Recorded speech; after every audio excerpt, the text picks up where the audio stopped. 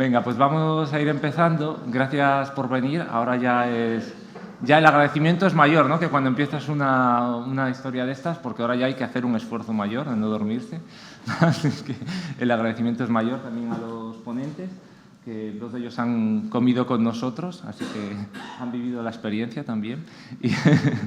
Y nada, como sabéis, el taller es Empresas comprometidas con un mundo mejor para la parálisis cerebral. Tenemos 3 empresas que todas pues tienen un contacto con nosotros, tienen soluciones tecnológicas distintas, tienen modelos distintos, pero pues, en este caso confluyen en un foco que es las personas con parálisis cerebral y con grandes necesidades de apoyo, y es muy interesante lo que nos pueden contar y lo que nos pueden aportar. Para articular el taller, lo que habíamos pensado era en hacerlo a través como de 3 verticales, una que es la co-creación, otra es las dificultades que nos podemos encontrar al introducir tecnologías pues para los profesionales y para las personas usuarias, y la última está relacionada con el tema de los pilotajes, es decir, tres cuestiones que nosotros pues, vivimos habitualmente y que son muy interesantes y que tienen mucho que ver con esto, con la forma en la que nos vamos a relacionar con la tecnología. Cuando terminen las ponencias, la cosa es que tuviésemos un tiempo para hacer preguntas, para hacer un debate. Esto igual lo tenemos que cortar un poco. Ellos van a agilizar un poco las ponencias pues para que no sea tan cansado. Se suponía que íbamos a estar como 20 minutos cada uno. Vamos a tratar de agilizar un poco porque si luego hay algo que se quiera comentar, alguna experiencia o que les queréis hacer alguna pregunta, pues es interesante. Ellos, dentro de sus ponencias, las van a relacionar con una tecnología que nos van a presentar, que alguna os puede resultar bastante novedosa e interesante. Entonces, lo que voy a hacer es presentar a los 3 ponentes y luego ya, de uno en uno, saldrán y harán sus exposiciones. Para la primera ponencia tenemos a Marcy Bionics, que, como sabéis, es una empresa pionera en robótica médica, desarrollando exoesqueletos para la marcha. Con nosotros está Alberto Plaza, que es director técnico de Marcy, donde ejerce como responsable de proyectos de investigación, diseño y desarrollo de nuevos dispositivos. Alberto es ingeniero industrial, especializado en electrónica, automática y control por la Universidad Alfonso X el Sabio. Es máster en instrumentación y control por la Universidad Society of Automation y doctor en automática y robótica por la Universidad Politécnica de Madrid. Además, Alberto cuenta con 10 años de experiencia en el desarrollo de proyectos de ingeniería aplicada al sector salud y nos hablará, como decíamos antes, de la co-creación. Para la segunda ponencia contamos con la participación de Soraya Muñoz, que representa a Kinera. Soraya es asesora de comunicación aumentativa en Kinera, maestra de audición y lenguaje y especializada en el uso de SAC en terapia miofuncional y en neuropsicología clínica. Trabajó durante 8 años en Aspace Cáceres como directora de centro y directora de terapias y ha participado en la implementación de tecnologías de comunicación en parálisis cerebral y afines. Como sabéis, Kinera es una empresa con larga trayectoria en el sector, sobre todo en la introducción de tecnologías, y es bien conocida por todos nosotros. El tema de su ponencia es en torno a las barreras para introducir las nuevas tecnologías. Y para la última ponencia contamos con la participación de Bruns, que es una empresa con un concepto muy interesante que desarrolla soluciones inmersivas multisensoriales. Con nosotros, por parte de Bruns, está Ignasi Capellà, que es licenciado en Sociología por la Universidad de Barcelona y es emprendedor con una fuerte vocación por las tecnologías inmersivas con impacto social. Es docente universitario, participa frecuentemente en ponencias y, además, como fundador de Bruns, lleva más de 10 años liderando proyectos de innovación y bienestar emocional. El tema de la ponencia de Ignasi es la que hablábamos, que estaba relacionada con la introducción de los pilotajes, ¿de acuerdo? Entonces, para la primera ponencia empezará Alberto. Marcy Bionics, como bien decía Héctor, es una empresa que nos dedicamos al diseño, desarrollo y comercialización de exoesqueletos pediátricos. Antes de nada, muchísimas gracias a Héctor y a la Confederación Aspace por invitarnos a participar. Y bueno, pues espero que disfrutéis de esta charla en la que mi intención es hablaros sobre la co-creación de dispositivos, pues teniendo en cuenta, ¿no?, a las personas usuarias y a profesionales. El orden de la presentación va a ser, bueno, pues introducir qué es el proceso de co-creación, hablar sobre las herramientas y los beneficios que tiene este proceso y luego hablaré de un par de ejemplos de proyectos que se han basado en la metodología de la co-creación para pues, exponer un poco el caso práctico, ¿no? En primer lugar, decir que el proceso de co-creación es un proceso, una metodología de diseño y desarrollo en la que lo que tratamos es de integrar el conocimiento y la experiencia de las personas que realmente van a utilizar finalmente ese tipo de dispositivos, tanto profesionales como las personas usuarias y sus familias. Es decir, nos olvidamos del proceso típico de una empresa en la que pues, un grupo de ingenieros o de diseñadores trabajan de manera aislada en base a una necesidad que han visto en el mercado. Aquí involucramos a todas las partes en el proceso de diseño y de desarrollo. ¿Cuáles son los pilares del proceso de co-creación? Pues en primer lugar, hablamos de una innovación centrada en el usuario. Es importante priorizar la comprensión de las necesidades del usuario, tener en cuenta cuál es el contexto y los factores necesarios para el desarrollo del dispositivo que se está llevando a cabo. Concretamente, pues hablando de productos sanitarios, pues es necesario tener en cuenta factores como la movilidad, la autonomía, la estética y la facilidad de uso.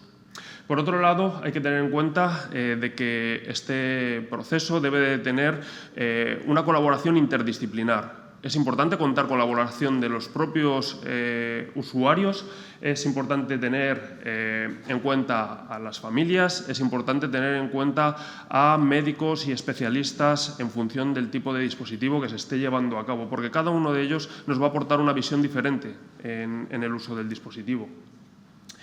Por último, es relevante que la participación sea temprana y a lo largo de todo el desarrollo del proyecto, es decir, continua. Desde el momento inicial, tener en cuenta, capturar cuáles son las necesidades por parte de las personas usuarias y de sus familias y continuar a lo largo de todo el proyecto a través de un diálogo constante hablando sobre cuáles son las opiniones de las cuestiones que van desarrollando los ingenieros y los diseñadores del producto, ¿no? Esto lo que nos permitirá es evitar diseñar soluciones que estén alejadas de la realidad de lo que necesita el usuario final. ¿Qué herramientas tenemos para poder aplicar estos principios?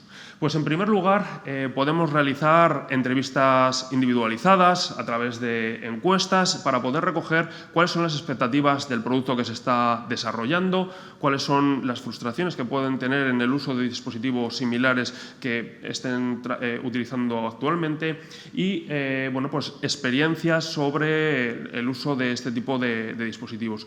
Todo esto nosotros como ingenieros y como desarrolladores en la empresa lo vamos a recoger como requisitos de lo que el usuario nos pide para la creación del dispositivo. Si bien es cierto que este tipo de entrevistas se suelen realizar de manera individual, otra metodología es utilizar los grupos focales, que es juntar en una sala como esta, ¿no?, a varias personas usuarias, varias familias, varios médicos y ponernos a debatir sobre cuáles son las mejores ideas que pueden surgir en el desarrollo de este tipo de dispositivos, qué cuestiones se debe de tener en cuenta, ¿no?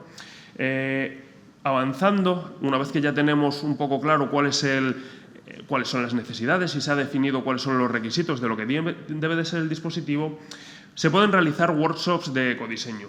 En ellos, pues una vez de que ya se tiene claro qué es lo que se quiere diseñar, hacemos partícipes a los propios usuarios, a las familias y a los especialistas en la resolución de problemas concretos que nos hemos encontrado durante la fase de diseño. Concretamente, nosotros que trabajamos con usuarios pediátricos, luego podremos ver en caso de que, oye, se les plantea el que dibujen, por ejemplo, cómo se imaginan que puede ser ese dispositivo, ¿no? En nuestro caso, un exoesqueleto.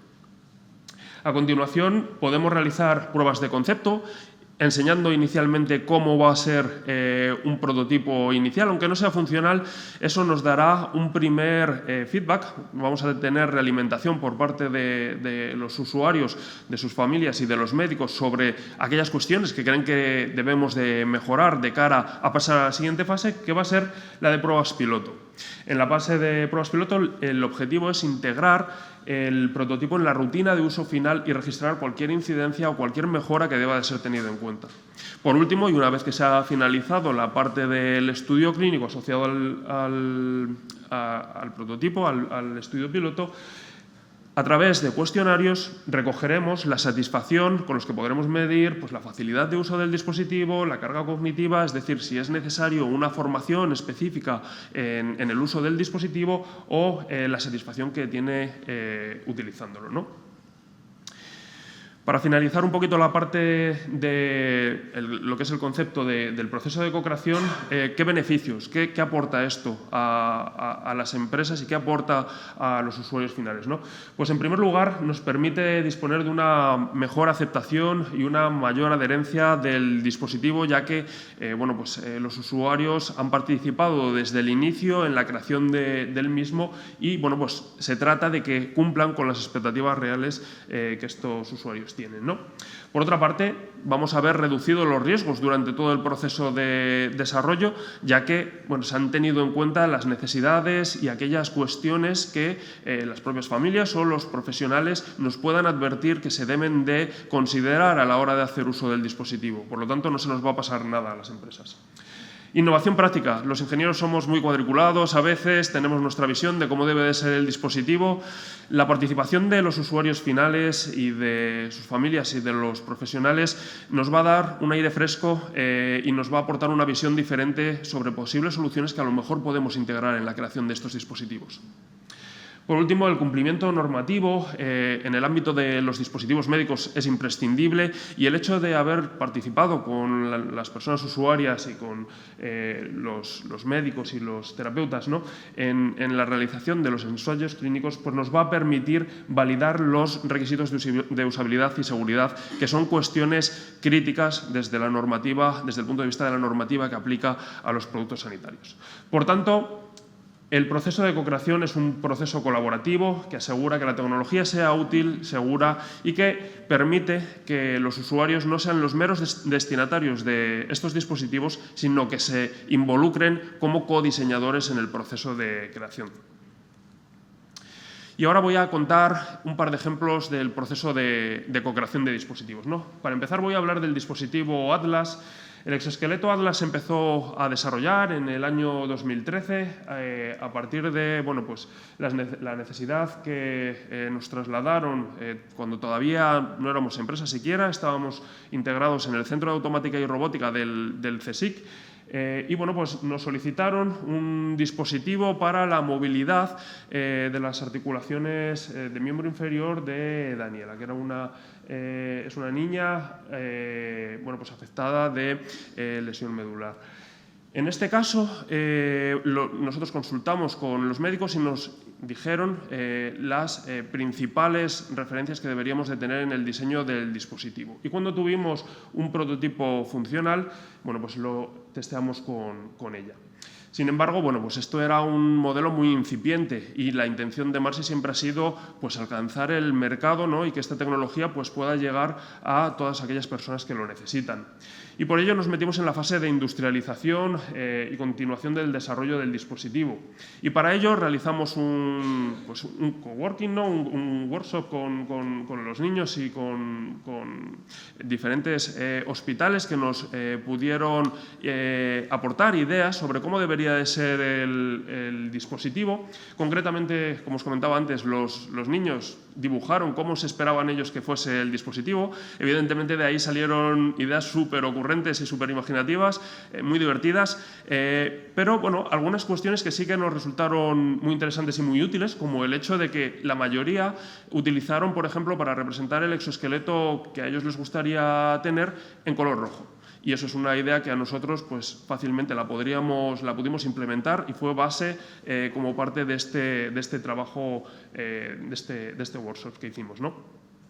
A partir del desarrollo y de los inputs que fuimos recibiendo de otros hospitales que participaron en esta fase de industrialización del producto, conseguimos una versión más avanzada del dispositivo, del Atlas 2020 en este caso, en la que, aquí podemos ver cómo Álvaro estuvo utilizando esa versión, ese prototipo del dispositivo y nos fue diciendo lo que él consideraba que debería de ser mejorado. No le gustaba que se viesen los cables, no le gustaba que el exoesqueleto tuviese ese color aluminio que le parecía muy feo, nos fue diciendo también la ergonomía, si en algún punto le molestaba, si no. Todo esto para nosotros fue información muy útil que nos permitió mejorar el dispositivo. Y, por supuesto, la parte de los médicos, ¿no?, que nos realimentó en el sentido de que no era cómodo, no era factible que dos personas tuviesen que utilizar, que sustentar el dispositivo por detrás para que el niño realizase la terapia, ¿no? Y de aquí pues surgió el exoesqueleto Atlas 2030, que este dispositivo ya cuenta con marca OCE y se está comercializando. Se trata de un dispositivo de uso clínico, pediátrico, y que pues permite al usuario realizar el movimiento de la marcha. Cuenta con 8 articulaciones activas que imitan el funcionamiento de los músculos gracias a una tecnología patentada en base a la creación del dispositivo, y además no requiere de control torácico, puesto que dispone de una ergonomía que nos permite ajustarnos a las necesidades del usuario, e incluso pues no necesitamos que el usuario tenga control cefálico, puesto que se puede incorporar un headpod también en combinación con el exoesqueleto. El dispositivo es fácilmente ajustable, se adapta al crecimiento del niño. El exoesqueleto va creciendo en función del crecimiento del niño y se tarda en colocar aproximadamente unos 5 minutos y en retirar menos de 1 minuto, ¿no? También permite interpretar la intención del movimiento. Tenemos un modo específico en el que el exoesqueleto puede caminar de manera autónoma o detectar la intención de movimiento del usuario y reaccionar en base a ese movimiento. Por lo tanto, generamos un patrón de marcha específico para cada usuario. Este dispositivo, como os comentaba, pues es algo que llevamos trabajando en él desde el año 2013. Está ahora mismo ya distribuyéndose por toda España, incluso por Europa, y pues ha demostrado unos beneficios importantes en aquellos niños que lo están utilizando. Como comentaba, los modos permiten tanto caminar en un modo automático, es decir, el exoesqueleto genera un patrón específico de la marcha, también permite detectar la intención de movimiento y completar la fuerza que pueda tener el usuario, o realizar también los movimientos marcha atrás para trabajar otros grupos musculares. Como decía, este dispositivo ha generado importantes beneficios en los usuarios, y prueba de ello son las evidencias que hemos podido publicar en diferentes artículos. Me he querido centrar sobre todo en 2 concretos que aplica a los casos de los niños, de las personas con parálisis cerebral, ¿no?, donde podemos ver que en un estudio a lo largo de 6 meses se ha producido un incremento notable en la fuerza de las diferentes articulaciones. Sobre todo, por supuesto, en las articulaciones asociadas a pues el uso del dispositivo, en aquellas asociadas a la rodilla y a la cadera. Sin embargo, este dispositivo no terminaba de cumplir del todo con las expectativas que nos habían trasladado a las familias desde un primer momento. Y es que lo que se nos había trasladado es que les gustaría poder utilizar este dispositivo en los hogares, que poder llevar este exoesqueleto a casa y no utilizarlo únicamente en el entorno clínico.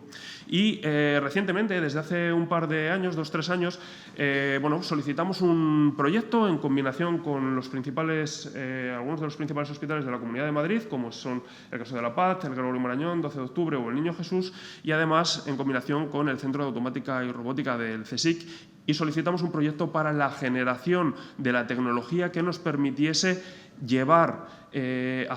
convertir ese exoesqueleto Atlas en un dispositivo de hogar y de uso personal, ¿no?, el que va a ser el dispositivo Explorer.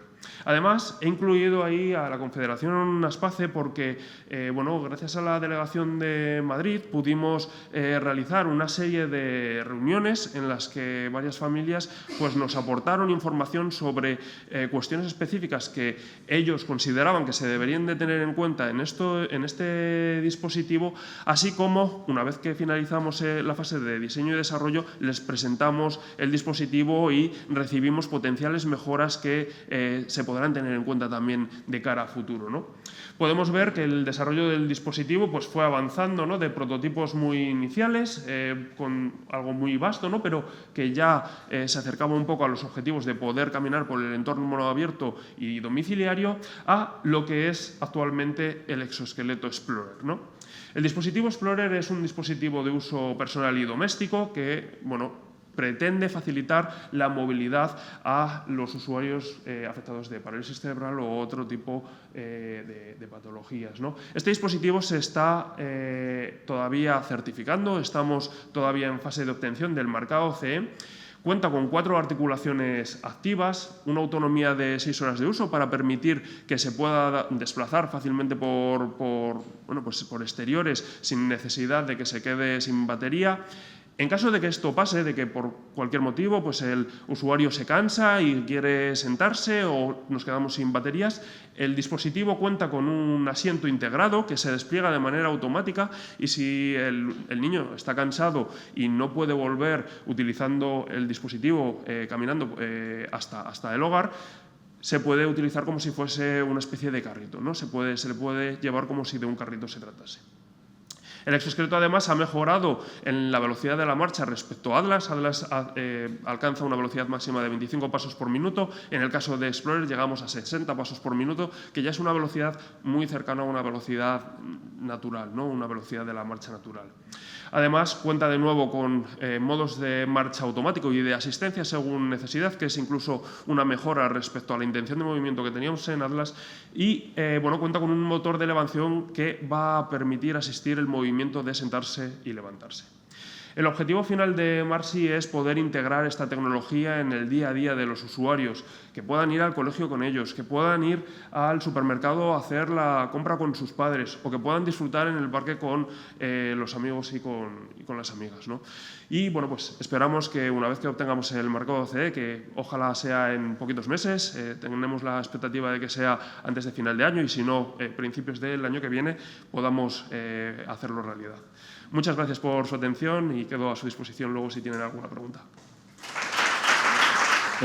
Me parece, al hablar de co-creación, que al final es como la puerta de entrada, una de las puertas de entrada de la tecnología, lo que vamos a recibir nosotros como usuarios finales, como profesionales o como personas con parálisis cerebral, es muy importante y quería reseñar la idea fuerte de lo que nos ha contado Alberto, que al final aumenta la adherencia y la aceptación y esto además, por lo que nos ha hecho, participando las personas usuarias en el proceso de co-creación, se puede incluso dirigir de alguna manera a los ingenieros o a los médicos que participan en él a la necesidad final de la persona. Eso es muy interesante y muy fuerte. Y ya para la siguiente ponencia, pues Soraya, por favor.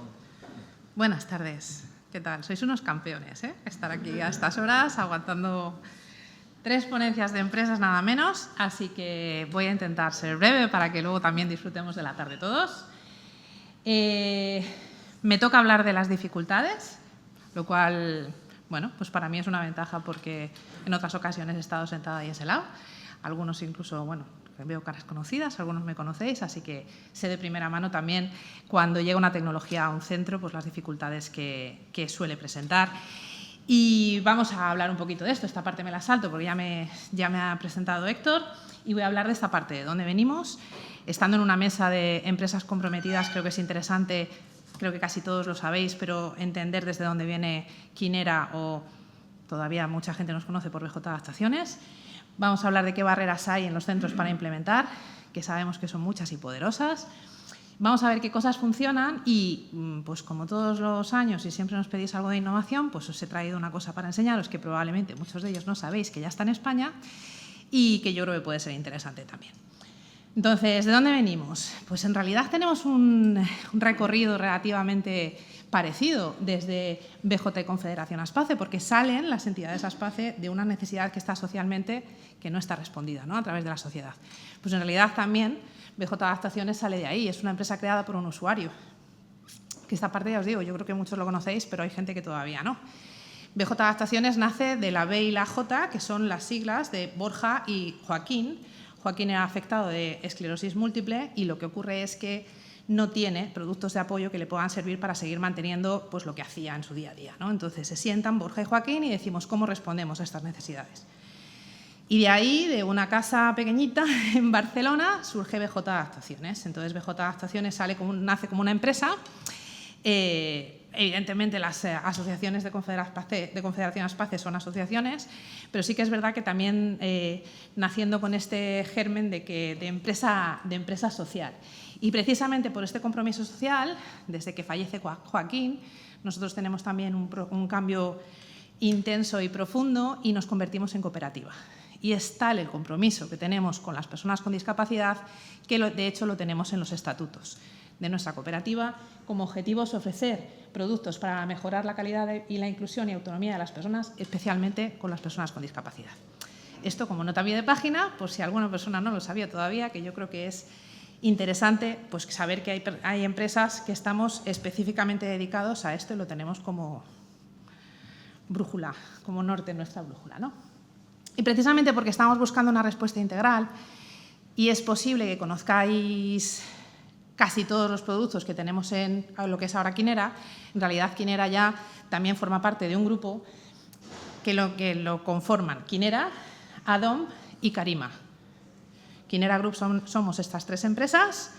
Quinera es el BJ de toda la vida, que ya nos conocéis, con el acceso al ordenador, las salas de estimulación multisensorial, todas estas cositas. Y aparte Adom, que son de reformas domiciliarias, y Carima, que son grúas de techo, porque buscamos lo que es dar una respuesta 360 a la persona en todos los ámbitos de su vida. ¿Qué necesitan las entidades ASPACE? Pues es que esto vosotros lo sabéis mejor que nadie. Y cuando yo me planteaba el cómo, de qué íbamos a hablar o de qué iba a hablar yo en esta parte que me tocaba a mí de la ponencia, lo he tirado de lo que vosotros decís, de las preguntas y las encuestas que se han hecho a las entidades ASPACE, concretamente en el año 2018 y en el 2023. Y ahí está todo, en realidad. Y vosotros tenéis, Confederación ASPACE os ha mandado en más de una ocasión tanto las encuestas como los resultados. Y se ve que en general se habla de coste elevado en las tecnologías, se habla de poca información, de dificultad, de poca formación tanto a las familias como a los profesionales, ¿no? Entonces podemos tener y tenemos a día de hoy tecnologías maravillosas que a muchos nos acercan en muchas cosas y luego a nuestros usuarios deberían estar acercándoles también, pero suponen muchas veces un problema en lugar de una solución. Entonces, ¿cómo planteamos que se pueden hacer las cosas? Pues ya sabemos que lo que necesitamos es más y mejores equipos tecnológicos disponibles, porque una de las cosas que se habla en todas las encuestas que se hacen en entidades ASPACE es que la tecnología está obsoleta, que hay poca y que la que se tiene, pues se tienen poquitos tiempos con cada persona usuaria. En general, ¿vale? Os hablo de las encuestas generales. Que los profesionales tienen poca formación porque tienen poco acceso a ella o poco tiempo para formarse, que la orientación a las familias pues es la que nos da la vida y que tenemos que tener más conocimiento de los recursos que hay disponibles, porque una vez más, una de las cosas que nos mata, y yo creo que estaréis de acuerdo conmigo, son los tiempos, ¿no? Los tiempos que tenemos disponibles, pues por ejemplo, para saber lo que hay en el mercado. Entonces, si no sabemos lo que hay en el mercado, difícilmente voy a poder pensar que mi usuario pues necesita un exoesqueleto, como nos contaba Alberto de Marsi, ¿no? Si yo no sé que esto está disponible en el mercado, va a ser muy difícil que yo pueda hacer una demanda en este sentido. Entonces, para mejorar la vida y la calidad de vida de las personas con discapacidad y concretamente con parálisis cerebral, lo que necesitamos es cubrir todos estos aspectos. ¿Cómo se pueden cubrir? Bueno, pues una de las cosas que se pueden hacer son proyectos integrales. Y otra de las cosas que podemos hacer es, igual que contaba Alberto también, en un proceso de co-creación, tener una comunicación fluida con las empresas proveedoras de servicios y de tecnología. ¿A qué me estoy refiriendo con el tema de proyectos integrales? Pues sin ir más lejos, hace bien poquito, 15 entidades de Confederación ASPACE han estado inmersas en el proyecto de Ibercaja de comunicación. No sé si hay alguna de ellas por aquí. ¿Vale? Entonces, estas cosas ayudan a que esto funcione. ¿Por qué? Porque no se trata de tener un equipo, nos han concedido un equipo en el centro, que esto va bien, ¿vale? De primeras, es una cosa positiva, pero ¿y qué ahora qué hago yo con él? ¿Y qué hago con mis usuarios? Y vale, ¿y este equipo concretamente a mis usuarios cómo puedo yo aplicar X cosa?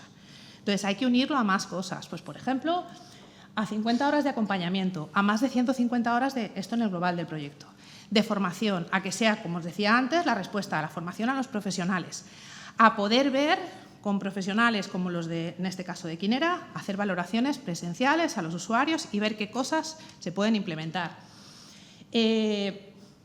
Bueno, pues al final conseguimos que haya, en estimación de Confederación ASPACE, 450 personas con parálisis cerebral beneficiadas y ya tenemos en esos centros funcionando tecnología. ¿Que va a haber dificultades más adelante? Con esto contamos. Pero la tecnología que es cara es la que se guarda en un cajón o la que está guardada en una sala porque nadie la sabe utilizar o porque nos da miedo que no sé qué o porque no sabíamos muy bien cómo se configura. Entonces, haciendo estas cosas es mucho más fácil que los resultados sean beneficiosos tanto para las propias entidades como para los usuarios. Otra de las cosas es la comunicación fluida. O sea, no puede ser que yo tenga un dispositivo y que a lo mejor me cueste la misma vida ponerme en contacto con alguien que me pueda ayudar porque tengo una incidencia o porque tengo una duda, ¿no? Entonces, en uno de los centros con los que de hecho tienen muchísimos usuarios, de los que ya les conceden los comunicadores sanidad, que esto creo que ya también os resonará a muchos de vosotros, es UPACE de San Fernando, y esta es Merchi, que es una de las personas encargadas con el tema de comunicación y comunicadores. Así que os pongo el testimonio para que os cuente ella qué hacemos para que las cosas funcionen. Hola, soy Merchi, maestra de audición y lenguaje de UPACE de San Fernando, y cuando hace ya varios años empecé con el tema un poco de los comunicadores robustos, pues ya sea a través del lector ocular o de barrido auditivo con conmutadores, la verdad es que me daba un poco de respeto y de miedo, porque no lo controlaba y pensaba que a lo mejor no podía sacar el máximo partido posible para poder luego acompañar a mis alumnos en su aprendizaje de forma correcta y adecuada. Pero la verdad es que la coordinación y el contacto que tengo con todos los profesionales de Guinera me facilita mucho mi trabajo diario con ellos. Desde el tema de formación, que el centro pues, apostó por formarnos con estos profesionales como Soraya, Viviana, y luego pues, con casos ya concretos de algún alumno que por sus características personales pues tengo dudas de qué dispositivo puede ser el más adecuado o comunicador. Siempre acudo a Soraya y ella incluso pues hacemos videollamadas, vemos el caso juntas y la verdad es que bueno, confío mucho en los consejos de Soraya. Luego en el tema de lo que es los soportes para colocar los dispositivos en la silla de los alumnos, yo no sabía montar los soportes, pero bueno, me tiré al suelo, empecé a montarlos, pero siempre con la ayuda de Gil. Él me llamaba, me iba diciendo lo que tenía que ir haciendo, qué lugar era el más adecuado para cada silla, o con videollamadas. Incluso en algunos, tenía varios casos que fueron muy complejos y él vino al centro y estuvo conmigo pues, colocando esos dispositivos en la silla de los alumnos, entre los dos juntos. Luego en el día a día, a nivel de soporte técnico, me surgen pues, muchas dudas, ya a nivel más técnico, o de algún programa que no sé controlar, no sé manejar, o algún dispositivo que se ha roto, que se ha estropeado, y siempre acudo a Adrià de soporte técnico, que la verdad es que responde de manera inmediata y además muy eficaz, me soluciona todos los problemas que me van surgiendo. Cuando tengo que hacer un cambio de dispositivo, pues en 24 o 48 horas como máximo tengo el dispositivo nuevo en el centro, entonces la verdad es que todo esto me soluciona mucho mi trabajo. Luego, en algún caso en concreto que solicité al SAS de un alumno mío, por sus características no era tan claro el que me lo concedieran y me ponían problemas en el hospital, acudían a ir, que lleva estos temas, y ella se puso en contacto con el hospital, explicó el caso y al final conseguimos el dispositivo. Entonces, bueno, y los resultados que estoy consiguiendo a nivel comunicativo con mis alumnos son increíbles, por lo cual yo creo que merece la pena meterse en este mundillo.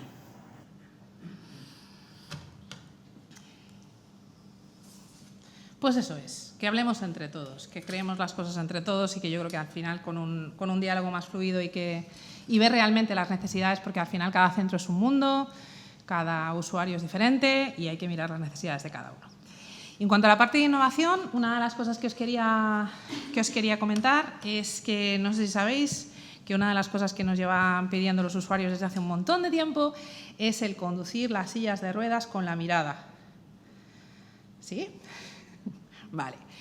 Entre otras cosas, porque es una cosa bastante compleja a nivel de que si yo tengo un comunicador y de repente me lo pones aquí porque es un comunicador con acceso por mirada y tiene que estar delante de mi cara 24/7, esto es complicado a nivel de que yo pueda ver el entorno o que pueda directamente conducir la silla de ruedas. Bueno, pues que sepáis que esto ya es posible con una cosa que se llama Ability Drive, que como podéis ver, esa soy yo. La ironía de verme a mí conducir es una cosa interesante, pero bueno. Ahí estoy concretamente en CEADELA, en el Centro para Personas con ELA de Madrid, haciendo en el día de la ELA una demo con esta silla en la que veis que salen unas flechitas en pantalla, se puede cambiar realmente la disposición de lo que tienes delante y se vuelve, dices, la pantalla transparente. Lo que estás utilizando es la cámara del dispositivo para ver lo que hay detrás. Y con las flechas lo que vas haciendo es mover. Es un poquito diferente a lo que conocéis a lo mejor de interacción por mirada, que normalmente funciona con un clic por espera. Tengo que mirar un cierto tiempo, un cierto punto para que funcione. En este caso no, directamente al mirar con las flechas ya funciona la silla y ya te lleva para adelante. Tiene una forma también para aprovechar en el caso de que se pueda para ver por detrás, pero en general esta es la idea.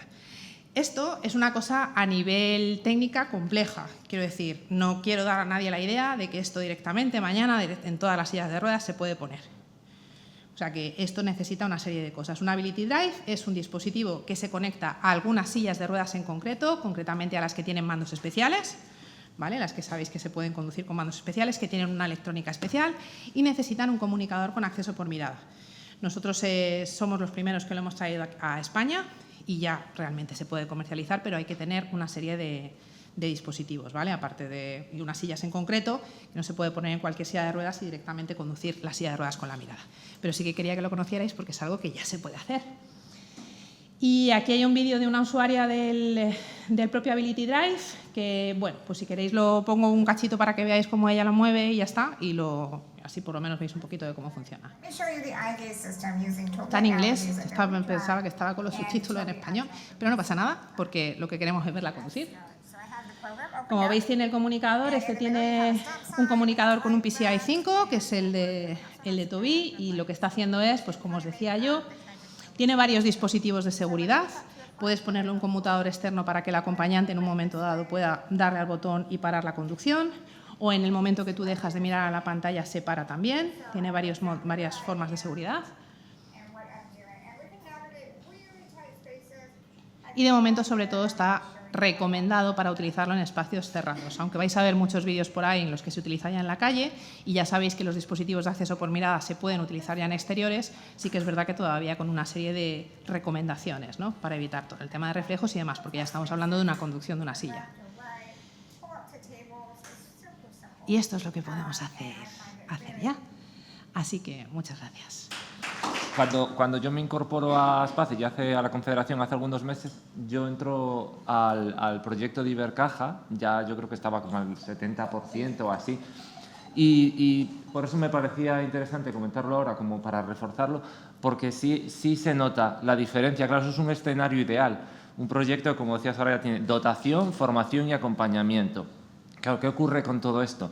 Que el margen de error es mucho menor y además al ser un proyecto que se implanta y tiene todo ese acompañamiento, tienes tiempo para corregir. Entonces eso es un escenario ideal que quizás es también aspiracional, ¿no?, hacia lo que debemos ir. Y ya por último va a exponer Ignasi, que representa a Brooms, que os va a gustar mucho la tecnología que nos va a presentar, su solución. Y va a hablar un poquito sobre los proyectos, sobre los pilotajes. Gracias, Héctor, por invitarme y gracias a la Confederación por toda esta movida de este encuentro. Estoy encontrando una energía muy bestia. He estado en varios eventos de asociaciones de familiares y demás y yo creo que la potencia que hay aquí es inigualable. Yo vengo a hablaros de otro tipo de tecnologías y de cómo se implementan en proyectos piloto. Tecnología de realidad inmersiva.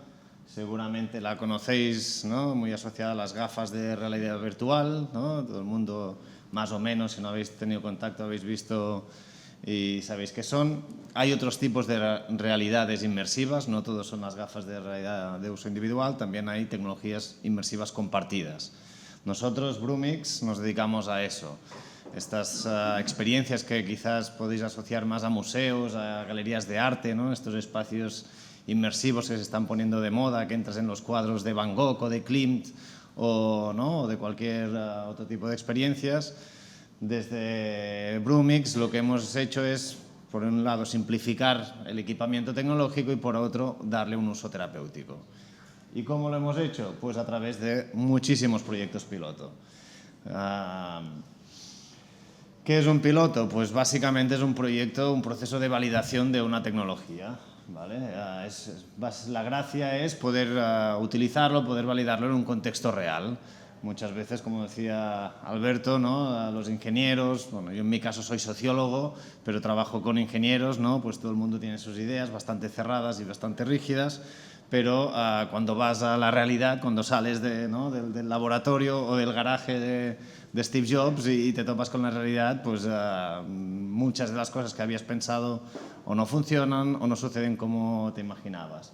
Un piloto sirve, pues eso, en un contexto real, poder evaluar el impacto, la usabilidad, la aceptación y poder ir iterando y mejorando ese producto que habías pensado y que pensabas que sería fantástico y adaptable desde el minuto cero y que luego en la realidad te das cuenta que no, pero si aprendes, ¿no? Y si eres un poco flexible, pues puedes ir mejorando y iterando. Hay varios métodos y varias formas de hacerlo. Nosotros y muchas empresas del sector nos basamos mucho en lo que en inglés se conoce como el método Lean Startup, que básicamente es un método basado en construir, evaluar y aprender, ¿vale? Un poco por lo que ha comentado también Alberto, para reducir riesgos, mejorar la aceptabilidad, mejorar la adherencia y que tenga pues, una propuesta de valor con mucho más sentido. En nuestro caso, lo hemos hecho en múltiples proyectos y con varios perfiles de usuarios y de pacientes. Pero, como os decía, ¿no? Estas tecnologías audiovisuales inmersivas que se conocen mucho del mundo del arte, bueno, a través de estos procesos hemos podido adaptarlas a un contexto sanitario, a un contexto social, con distintos objetivos. Los elementos para que esto funcione es que una cosa muy importante que muchas veces nos olvidamos es que tengan unos indicadores claros, que todos sepamos antes de empezar qué vamos a evaluar, cómo lo vamos a evaluar, de qué forma, en cuánto tiempo y que sean realistas y alcanzables. No podemos intentar... Uy, no sé qué ha pasado aquí. No podemos intentar llegar a objetivos súper ambiciosos desde, ¿no? Cuando empezamos un piloto. Es mejor ir paso a paso, fase a fase, a poder hacer este camino poquito a poco. Otro elemento muy importante que también se ha mencionado es la colaboración entre profesionales. Si solo tenemos el conocimiento de un ingeniero, pues nos quedaremos cortos.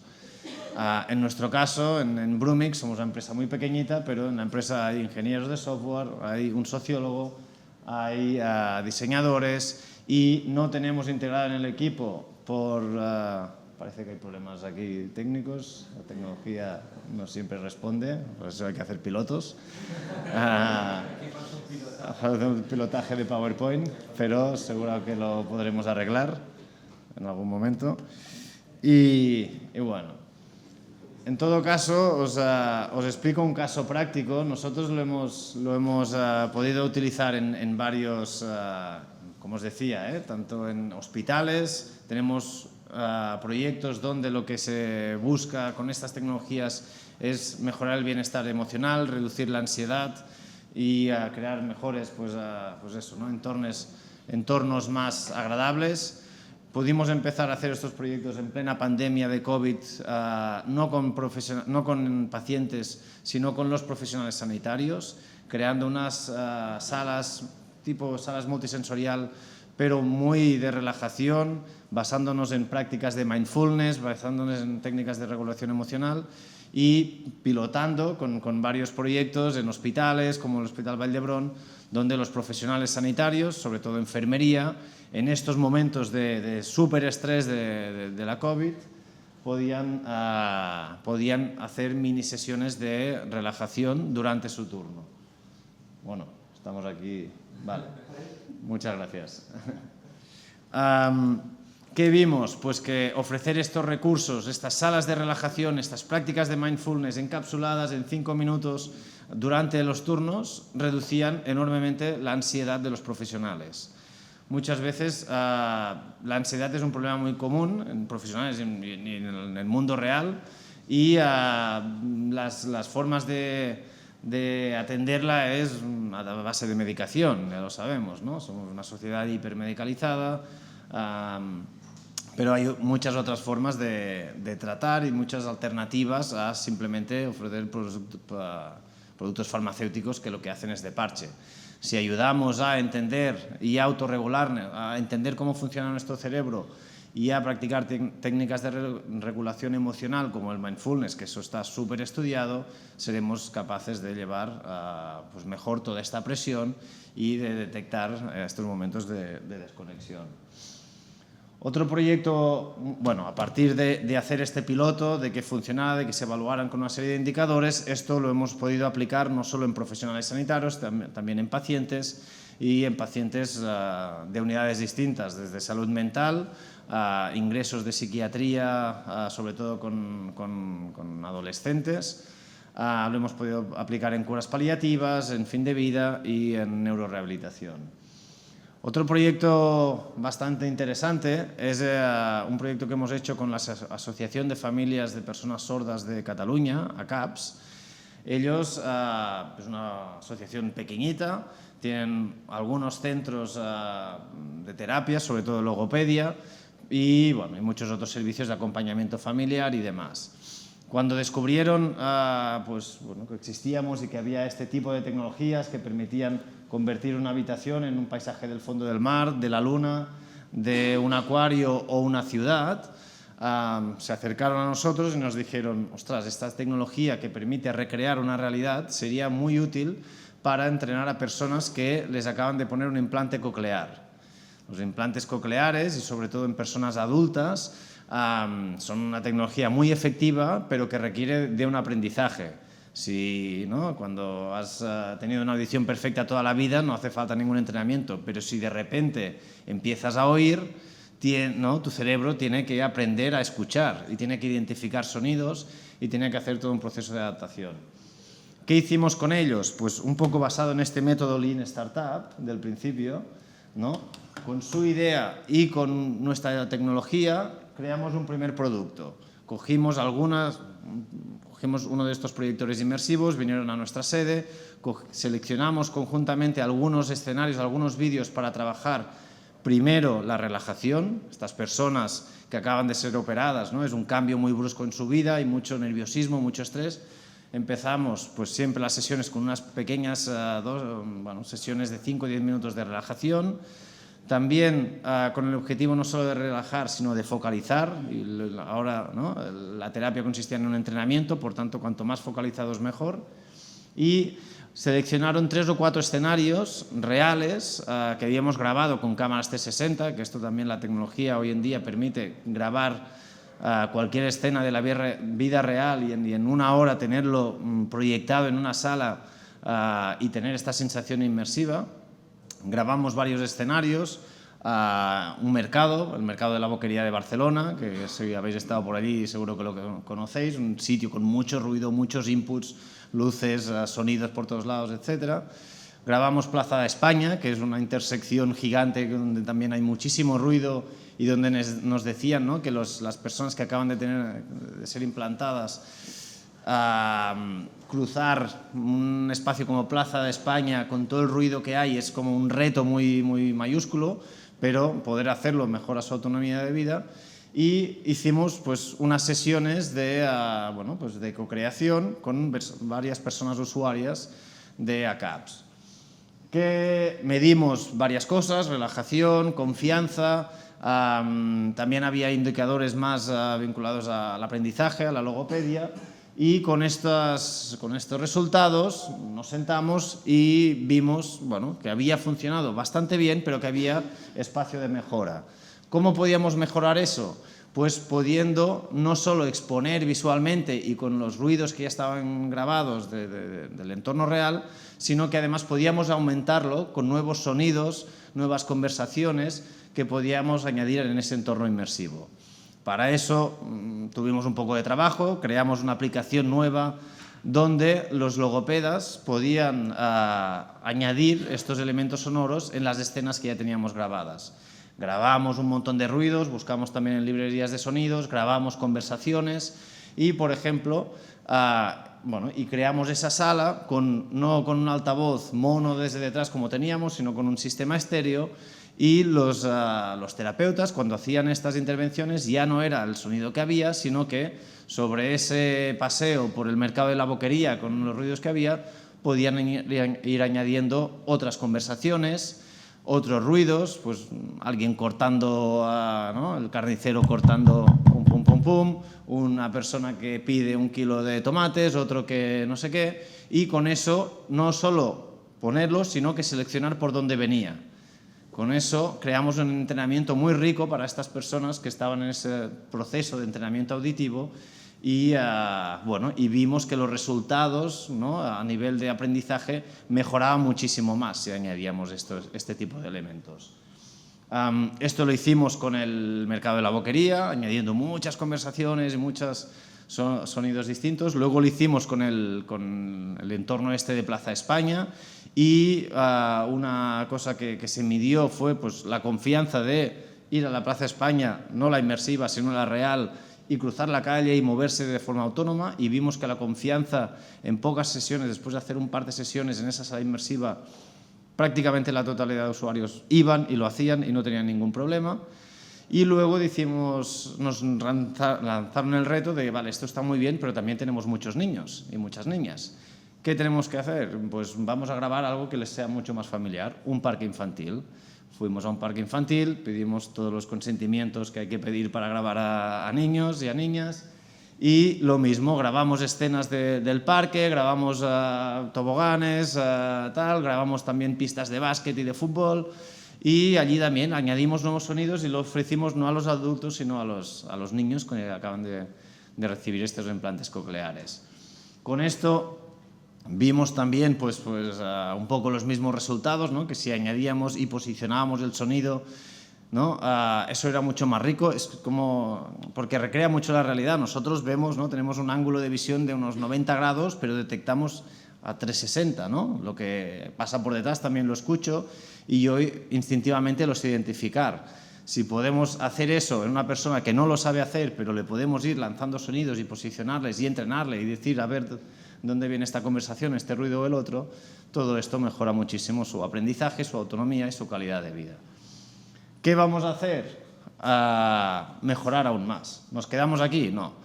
Mejoramos. ¿Cómo podemos mejorar? No utilizando 2 sistemas de audio, hemos pasado de mono a estéreo, pero ya existe la tecnología del audio espacial, el audio posicionado en el espacio. Pues ahora, junto con un centro de desarrollo tecnológico, Eurecat, estamos acabando de integrar la tecnología de audio espacial, donde puedes colocar unos sistemas de altavoces alrededor de toda la habitación y podemos ser mucho más finos en lanzar estos sonidos en todo el ámbito, ¿no?, en todo el entorno del usuario. Vamos a hacer un piloto para medir si los aprendizajes aún mejoran más con esta tecnología de audio mucho más envolvente, ¿no?, para hacer estos entrenamientos. También este tipo de experiencias y de proyectos piloto lo hemos hecho con otros entornos o con otras organizaciones más vinculadas, por ejemplo, a la salud mental, al TEA, y hemos visto que poder exponer a personas con TEA, que muchas veces, ¿no?, hay perfiles de TEA que tienen como una rigidez muy fuerte y que afrontar situaciones nuevas fuera de su vida rutinaria provoca alteraciones conductuales, provoca problemas muy, muy bestias, como puede ser una visita al médico, al dentista, o imaginaros un TAC, ¿no? Un escáner cerebral para una persona con TEA e hipersensibilidad es una cosa, ¿no?, que muy difícilmente van a poder aguantar. Pues estamos desarrollando un ensayo clínico con una institución sanitaria en Girona, donde a través de la exposición a estos entornos reales, empezamos por una visita al médico, hicimos también el supermercado, el mercado y tal, y acabando con un TAC, haciendo todo el recorrido desde la clínica de salud mental que la persona conoce y ha ido muchas veces hasta el edificio de enfrente, que es donde va a hacer el TAC, haciendo todo el recorrido, entrando en el hospital, en la sala donde se va a cambiar y hasta la sala del TAC, y exponiendo a la persona a ese entorno, incluso montando una camilla como si entraras en ese TAC, hemos visto que de momento llevan probadas 15 personas, las 15 los TACs han salido bien. Eso hace falta validarlo, hace falta más muestra, estamos en proceso pues eso, de ensayo clínico, pero los primeros indicadores han salido súper bien y sorprendentemente bien, incluso para los propios psiquiatras, ¿no? Ni ellos mismos al principio se lo creían. ¿Qué estamos haciendo? Pues lo mismo, iterar, mejorar las grabaciones, mejorar todo el setup. Si además de poner la camilla podemos poner el olor, podemos poner los ruidos, quizás integraremos el audio espacial también, ver si con eso conseguimos mejorar aún más esta exposición y este entrenamiento y esta anticipación de situaciones de la vida real. Bueno, esto lo hacemos con una tecnología propia, lo hemos hecho también en otros entornos, eso ya es más información que podéis encontrar por internet. Simplemente decir que, bueno, que también en neurorehabilitación tenemos muchas cosas, que tenemos muchas ganas de trabajar en otros entornos. Nosotros somos una empresa muy pequeñita, pero con unas ganas de comernos el mundo, digamos, y de ayudar y de tener impacto social enormes. Nosotros podríamos dedicarnos solo a museos y entretenimiento, pero no queremos que estas tecnologías ayuden a transformar la vida de las personas. Y en el entorno bueno, esto es un pequeño vídeo, en el entorno de parálisis cerebral, con Aspace Barcelona llevamos un par de años intentando iniciar un piloto.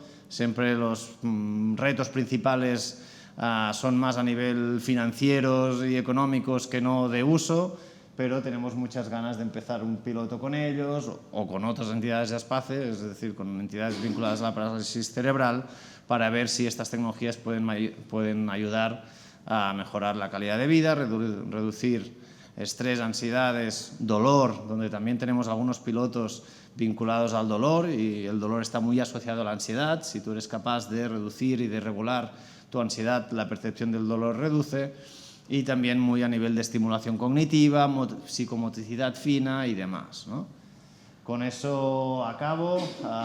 Hemos hecho varias pruebas. Esta última foto es Aspace, estas son nuestras instalaciones en Barcelona, en una visita que organizamos con Aspace Barcelona, donde vinieron diversos usuarios, niños y adolescentes con sus familiares. Hicimos toda una serie de actividades. Esta es con caras de emojis, identificando emociones y demás. Y bueno, y en eso estamos. La verdad que nosotros es un placer estar en este tipo de foros y ojalá podamos arrancar proyectos juntos. Muchas gracias. Ellos están cansados como nosotros y han ajustado el tiempo ahí porque lo hemos clavado. ¿Qué pasa? Que me avisan de que... Bueno, quiero recalcar algo de lo que ha dicho Ignasi, que habla de los pilotos, y a mí eso me ha generado la idea de que al final los pilotos son un poco la punta de lanza de cuando introducimos una tecnología, que es un poco todo la propuesta, es cómo buscar que la tecnología llegue a la persona usuaria y fracase lo menos posible. Y el piloto al final nos puede ayudar a que introduzcamos la tecnología adaptada a la persona. Es decir, no traer una tecnología, llegar y luego buscar la forma de cómo encajamos a la persona a esa tecnología, que seguro que alguno de nosotros ya lo habrá vivido. Entonces, nada, quiero agradecer a los tres ponentes que han estado aquí. Tendríamos que tener un pequeño debate, pero ya me han venido a avisar que a las 7:30 tenemos que estar todos abajo, así que... lo siento mucho porque hubiera estado guay un turno de preguntas, pero si queréis podemos ir bajando y nos vemos por ahí abajo. Creo que hay tamborrada o no sé qué. ¿De acuerdo? Gracias por venir a todos.